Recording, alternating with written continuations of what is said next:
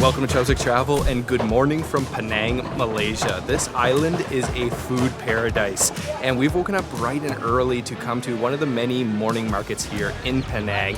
This one is called Pulau Tikas. There are ancient recipes dating back over 100 years old and so much traditional food that you can try here at the morning market. We're going to share it all with you in this episode. It's going to be a great one, so make sure you stay tuned until the end. Let's go eat.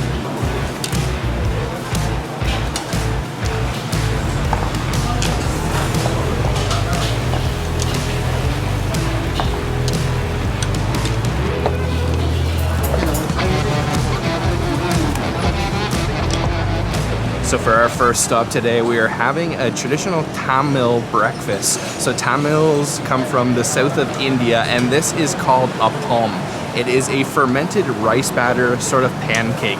And here at this spot, they're doing it like I've never seen before. This is called Ravi's Clay Pot Apom. So they've got all these clay pots lined up on the charcoal.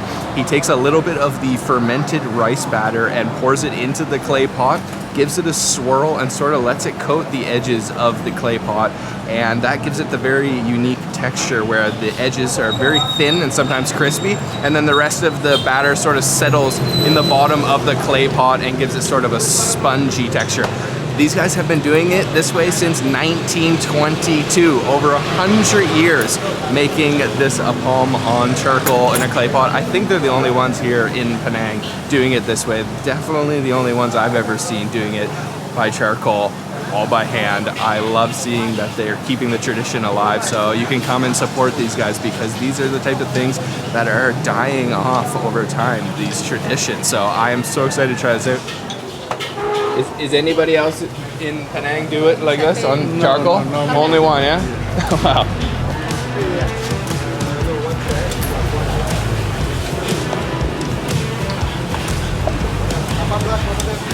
So they're selling a set of 5 apom for 6 ringgit. They're only open until 10 a.m. or when they sell it. Sometimes they might sell it even 9 a.m. So you gotta come here super early if you want to try it. And the owner is there, super friendly. He was telling me, yeah, they've been around since 1922. They're the only one doing it in the clay pot. Some of them do it on charcoal, but they don't do it in the clay pot like that. So here is the final result. We've got a set of 5. And you can see around the edges just how thin it gets. He does that kind of swirl motion to get it coated on the edges of the clay pot, and then right in the middle it's still got all the batter that's settled.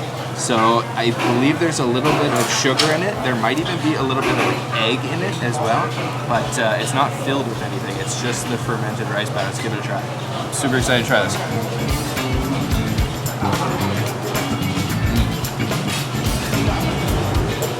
Oh yeah. Whoa.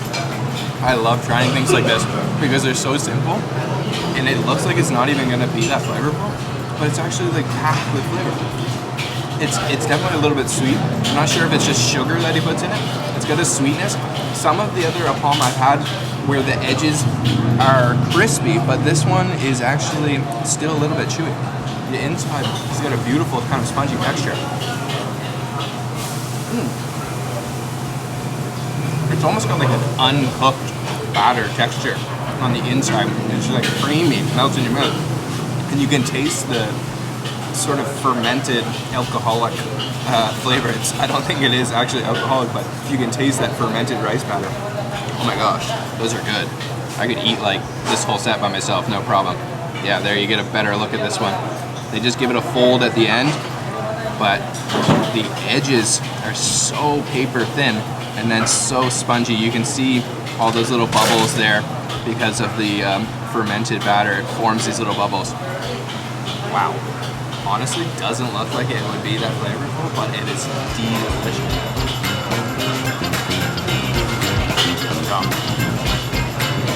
Guys, if you don't support businesses like this, these traditions are gonna die off. I mean, they're keeping this alive. Like he said, it was his grandfather, and then his father, and then him and his son also working at the stall.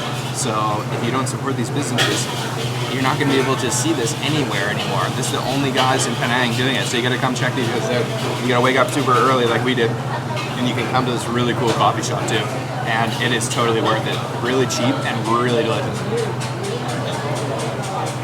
It's like a beautiful pancake that doesn't even need anything on top of it.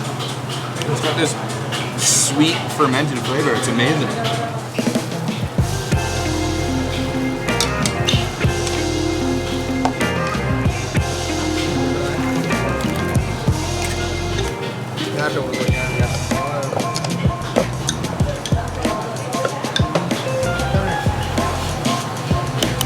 Oh, this is the egg.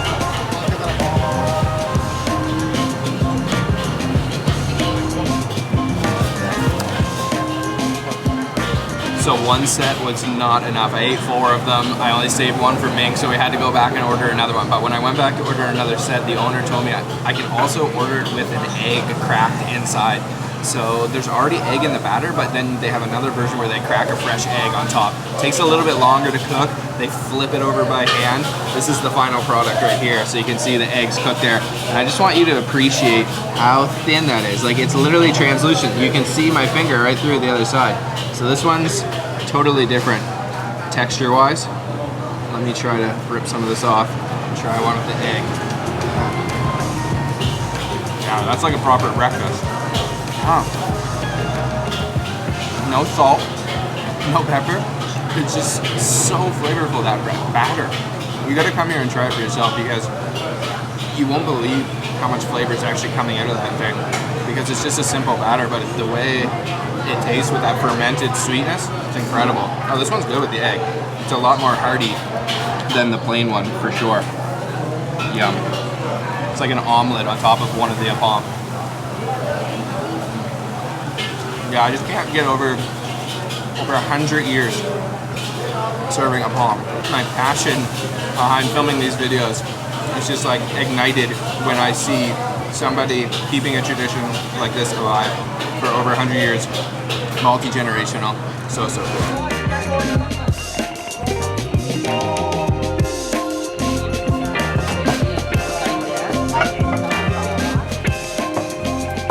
I am loving the vibe at this market. It's super chill. A lot of old people waking up early to come shopping for their groceries. There's a fresh veg section, fresh meat section. There's a roast meat section, and then there's of course the cooked food section. We're kind of exploring it all, see what else we can find to taste for breakfast this morning.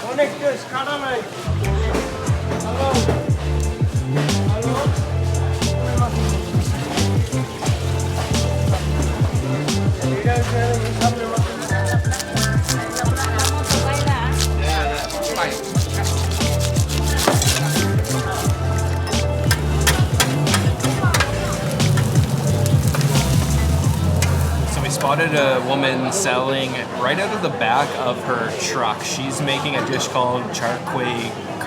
I've never actually tried this one before. Obviously, Charco Tasting is super famous here in Penang, the fried noodles, but Charco Tasting is the fried rice cakes. So she's got these little rice cakes. She fries it up with bean sprouts, some green onions, a ton of garlic, and I love it. She's just doing it right out of the back of her truck. So here it is, the final result. So you can actually choose to have it with no egg, with egg, or like we did with duck egg. So it's a little bit more expensive, but it's not expensive at all. I think it was only $5.50 for this whole plate with the duck egg. So let's try it out. You can see these are the little rice cakes, I guess translates to carp. Let's try it. Oh, I thought they were gonna be like deep fried and crunchy, but they're not. They're like, it's almost like a firm tofu. It's like a really kind of like jelly, or almost like a mochi, but not quite as chewy as mochi. Yum. It's actually got some spice to it too. Let me try to get a little bit more of the egg and a little bit of everything. So there's no noodles, it's just the rice cakes in here. Oh. Actually packed with flavor. There's a ton of garlic in there, soy sauce, sambal chili sauce, and the egg is nice and creamy still. But really, that's totally different than like Charco Tasting, for example, because, well, there's no noodles first of all, but I mean the texture of these rice cakes is something interesting. Yeah, I wouldn't say it's like, it's somewhere like between like a firm tofu and a noodle texture. It's kind of chewy and kind of gooey at the same time, like a little bit mochi, but not quite. It's spicy. I like it. I love the crunch from the bean sprouts in there, and you can see like pieces of garlic just everywhere throughout this. She put like a whole spatula full of garlic in here. Oops. And the duck egg's a great addition. Yeah, very good. This is great if you want to change it up, have something different than noodles. And her food truck is such a cool setup. It makes the ones in Canada and America look like ultra fancy, the food trucks that they have there, because hers is very basic, no running water, of course. She's just got one pan frying up the rice cakes there, all of her ingredients laid out, totally mobile, close up the windows and take off at the end of the day.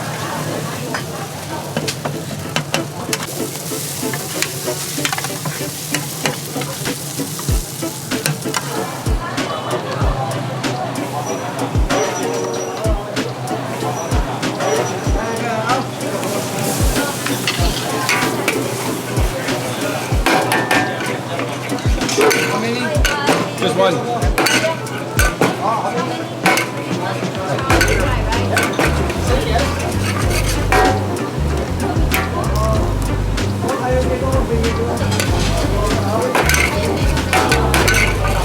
All right, next up we're gonna have some noodles this time. Migrang. This guy is making the noodles super fast, and he's got this sweet technique where he spins the whole wok right on top of the burner.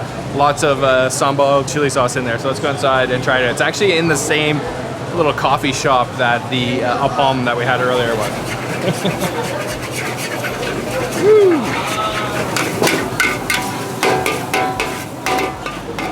All right, some super red migrang on the red plate. I'm not 100% sure everything that's in there. I don't know if that's squid. It looks like squid, I think. And pieces of tofu. I think that's even a piece of potato. It is a piece of potato. So migrang just means fried noodles. I'm not sure that's squid or not. We're gonna go in and find out. I just couldn't pass by. I saw him spinning that wok and I wanted to try it out. It looked too good.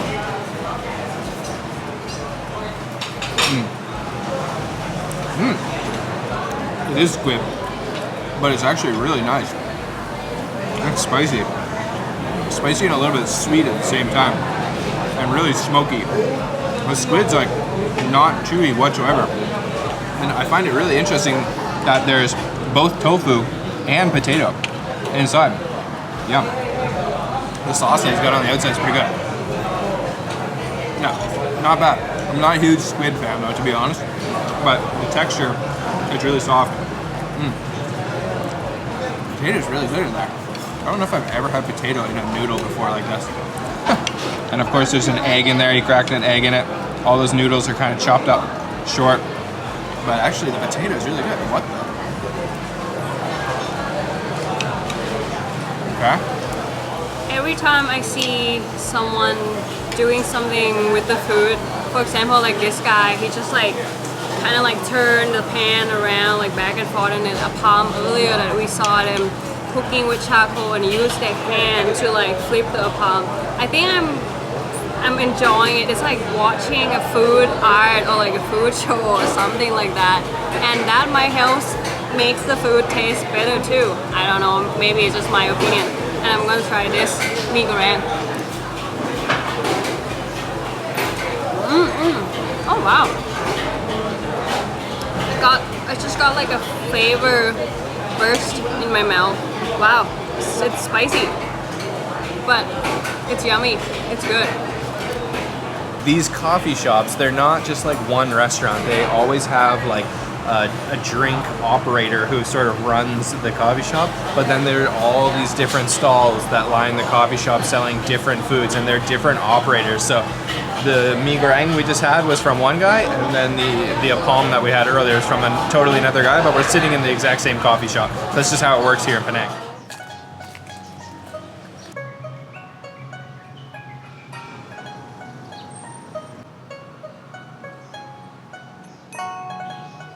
So just down the street from the market are two temples back to back. One is a Thai-style Buddhist temple, and the other is a Burmese-style Buddhist temple where we are right now.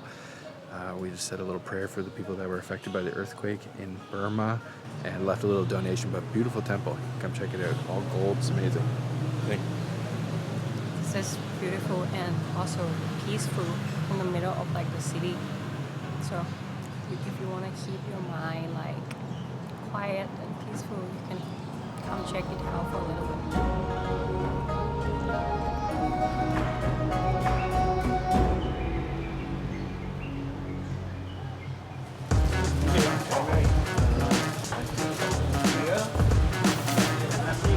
This one's chicken? Oh yeah. Fish. Fish. Oh, okay. Then this one mutton. This one chicken, spicy chicken. Oh, you had everything. The regular rice, yeah? Regular rice. Yeah, so I'll take this chicken. Chicken. Qua chấm phủ bay này. Qua bawang kia. And some of the pickle there. Yeah, sure. Then just make some curry. Any eggs? Egg? Yeah, egg, sure. What kind? Boil egg. Yeah.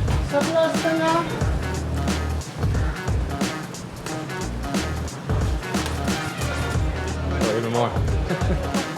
Everything tasting. Yep. Thanks, Bob. So for sure the most famous thing to eat in all of Penang is Nasi Kandar, which is like rice and curry, mixed curry on rice. So you can pick from all the selection they have. They have so many different things. I just went with the chicken, but the key here is you always gotta ask them to just mix the curry at the end. I think I saw him put at least 10, maybe 15 different types of curry on the rice right at the end. So you can pick all the different veggies, all the different meat you want, but you gotta tell them at the end, mix the curry, so they just throw on all the curry. This one's called Restaurant Mohammed Rafi.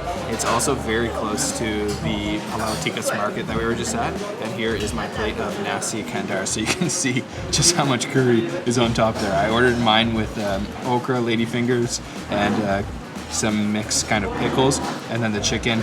We got a boiled egg. There's some spicy sambal back here, and this is an eat with your fingers type of ordeal. So let me just go in and try some of the rice with the curry first.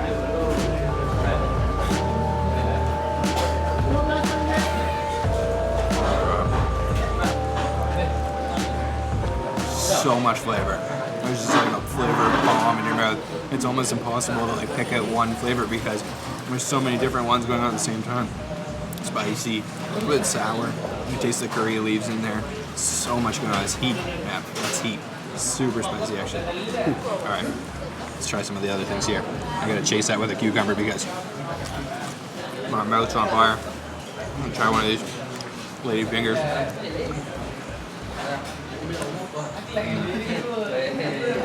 Oh man. Okay, and the chicken definitely takes some getting used to eat with your hands, but believe me, everybody here is doing it. Look at the amount of curry he put on the rice. But he's got to be careful to just put a little bit each time because he's got like 15 of them to put on your curry. Oh my god. That chicken is so soft. If you're a curry lover, Nasi Kandar is heaven because it's just curry, curry, curry, curry. Everything curry. That chicken is incredible. Look at how easily it peels off.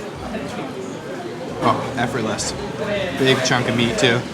And right before he served it to me, he kind of rehydrated it in the curry.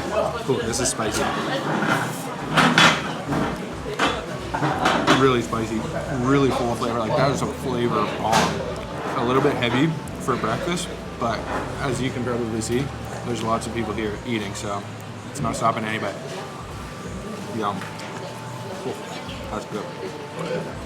All right, let's try some of this. He said it was spicy sambal on the side. I mean, the curry already is spicy, so let's see how much heat this adds to it. Yeah. It's like a coconut sambal. Yep, it is spicy. But I can't get over how moist the chicken is. It's really tender. Not dry at all. Very, very good. Wow. Yep, eating with your hands thing is definitely something you should experience when you visit here. If If you've never tried it before, it's way harder than it looks, but over the years I think I've developed the technique. It's all about the thumb action.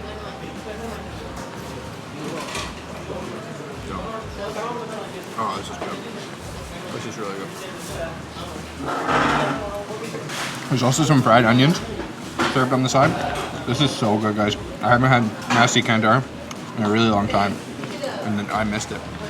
So delicious. You can kind of mix and match everything on your plate.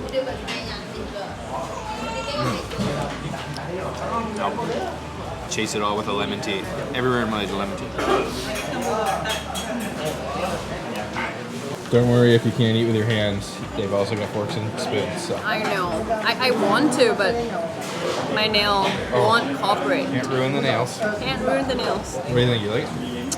It's really good. I quite surprised and like amazed to see when he puts like 10 to 15 curry in the same thing. It's like, and I was like, oh, I thought he was done when he put like the 5th curry, and he kept putting more curry, and I was like, oh, okay, I'll try that. I love curry too, so this is good. Spicy. Spicy for me. So Nasi Kandar is specifically Malaysian, especially famous here in Penang, but it's an Indian Muslim influence dish. So here in Malaysia, you're going to get Chinese, you're going to get Malay, and you're going to get Indian. This one's sort of like a combination of Malay, Indian, Muslim, no Chinese influence, I don't think. Have to take a little break. Oh? It's spicy. Oh, spicy. It burns, actually.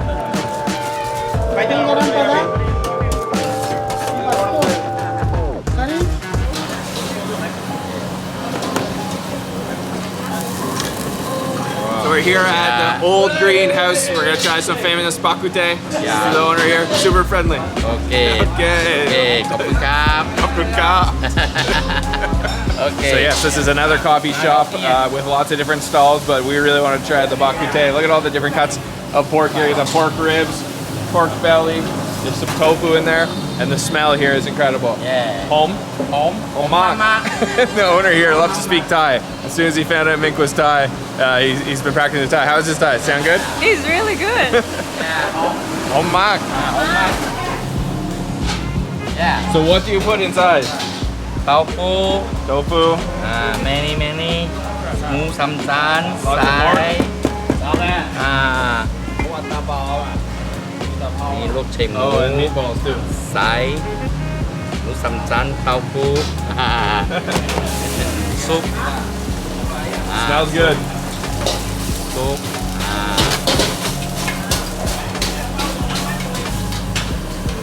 คนตู้เอาไหม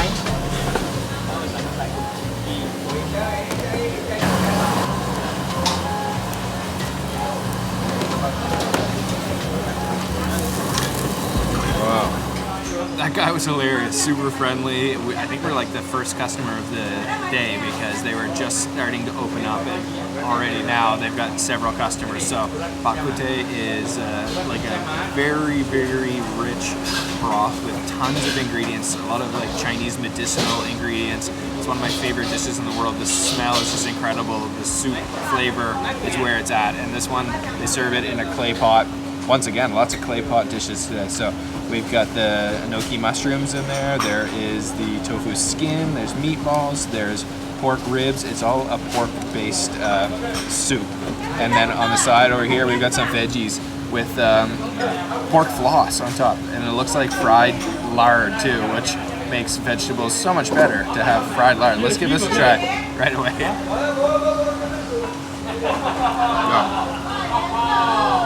Yum.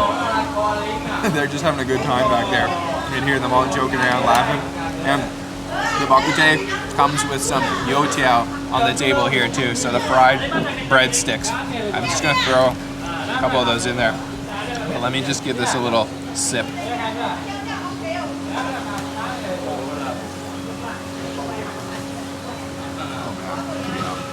You can taste the like Shaoxing wine that they use in there, a little bit of wine in there. So many different Chinese herbs and spices and medicinal ingredients that I don't really even know what they totally are. He tells me that it takes 3 hours to cook this thing down to get that flavor. All right, let me go in deeper for some of the ingredients. This is the tofu skin. Let's try that. The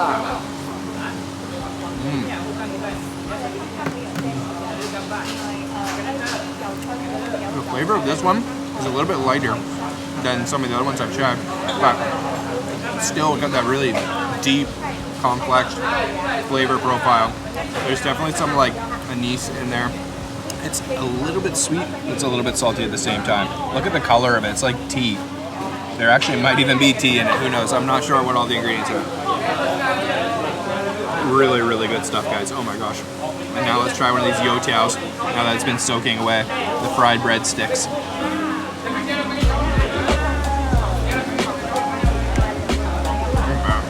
Yum.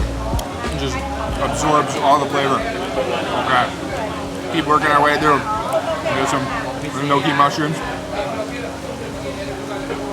Oh, phenomenal flavor. I love it. Okay, let's try some of the meat now. A little dip in our sauce. It's like a soy sauce, garlic, and chili. Hey, Oh, bye-bye. no. It dropped it on the table. 3-second rule. It was so tender, it just like fell out of my mouth. Wow, yum, really good. A little bit spicy and garlicky from that sauce. I'm still gonna eat it. Judge me down in the comments, I don't care. I'm not wasting my bakute. We have the same 3-second rule. Yeah. 3-second rule. Safe. Honestly, my favorite ingredient is the youtiao. It just soaks up the flavor of that broth so good, which is like where it's at. This bakute flavor is just unmatched. Like, if you watch our Hat Yai video, you'll remember we also tried bakute. They are also very good bakute. I was saying then, and I'll say it again, is I could put this in a thermos and just carry it around with me all day and sip on it. I feel like you'd live forever because it's just so healthy and there's so much flavor and medicinal properties to it. You just throw the youtiao in there for like a few seconds when it starts to get like half crispy, half soggy. Yeah, I also love it with the gnocchi mushrooms. The farther you get into this bowl of bakute, the more you're finding there's intestines in there. I didn't even know. Pork belly, all kinds of things, big chunks of pork. Everything in there is pork and tofu. But I will say this one's leaning a little bit on the sweet side. What I love here in Penang the most though is these coffee shops. The atmosphere in here is just so cool. Everybody's always super friendly, but it's just such a local vibe. You just like sit here, nice breeze, people coming and going, eating different things. It's sort of like a hawker center in Singapore, maybe like 50 years ago. I'm not really sure. I mean, it's like the old school version of a hawker center, the real deal hawker center. All right, guys, that's it for today's episode. This island of Penang is just packed full of food. There's so much delicious food here. We tried a lot of great stuff today. What was your favorite thing, Mink? I ask you every time, but you still act like I put you on the spot. I think I like Nasi Kandar. Kandar. Yeah, that was really good. I But like I gotta that. give it up for the Apom. That was amazing. And I love the old style, old school tradition, doing it in the clay pot. So make sure to stay tuned for more episodes from Chopstick Travel. We'll see you guys on the next one. Bye.